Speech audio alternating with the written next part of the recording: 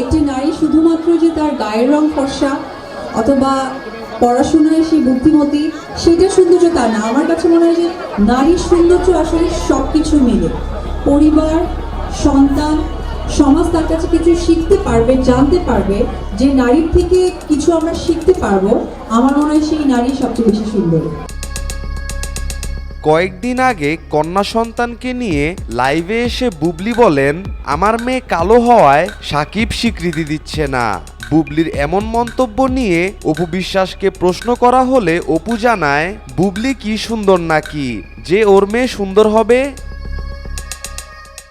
যেভাবে বাচ্চা পেটে উনি নিয়েছেন, বুবলি বাচ্চা পেটে নিয়েছেন, সত্যটা আমি মেনে নিতে পারি, মিথ্যাটা আমি একেবারেই নিতে পারি না। তো যাই হোক, সাকিব অত্যন্ত একজন মানে কি বলবো, সরল সোজা একজন মানুষ।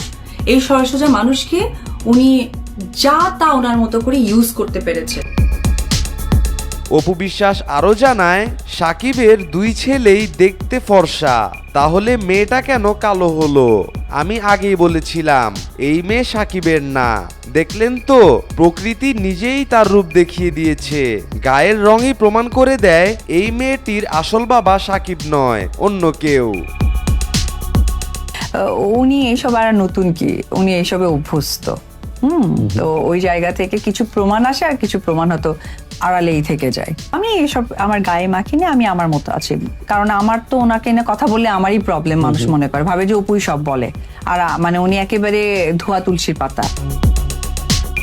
একদিক দিয়ে অপু বিশ্বাসের কথা একদম ঠিক আছে, সাকিব বুবলি দুজনেই খুবই ফর্সা, তাহলে তাদের মেয়ে কেন কালো হলো?